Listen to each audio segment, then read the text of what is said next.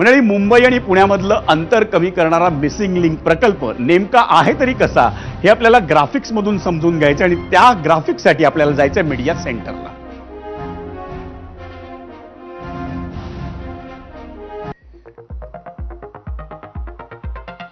आपण पाहतोय आव्हानात्मक भौगोलिक स्थितीतला मिसिंग लिंक, 2 पूल आणि 2 बोगद्यांचा प्रत्येकी 23.35 मीटर रुंद असा समावेश आहे या मिसिंग लिंक मध्ये।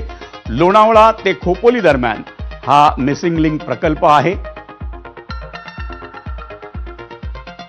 पुण्याकडून सुरुवातीला 8.92 किलोमीटर लांबीचा बोगदा आहे।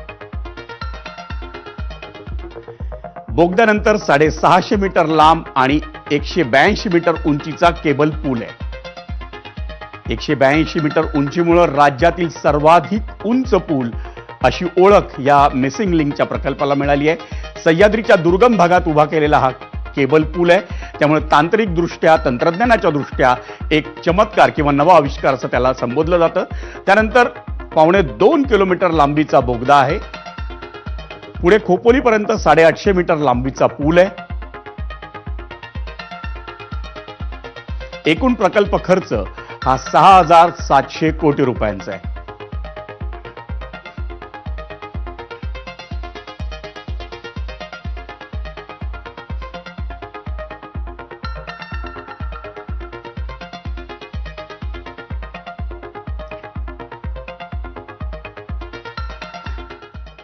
आणि मिसिंग लिंकच्या मुद्द्यावर आपल्याला चर्चा करायची आहे, किंबहुना या महाराष्ट्रात अनेक ठिकाणी पाऊस आहे, ढगफुटीचा अंदाज आहे, या गोष्टी आपल्याला पाहिजे आहेत। पण सुरुवातीला आपले पाहुणे आत्ता आपल्या सोबत आहेत गेस्ट सेंटरला, आपल्या आणि तिन्ही पाहुणे आपल्या सोबत आहेत।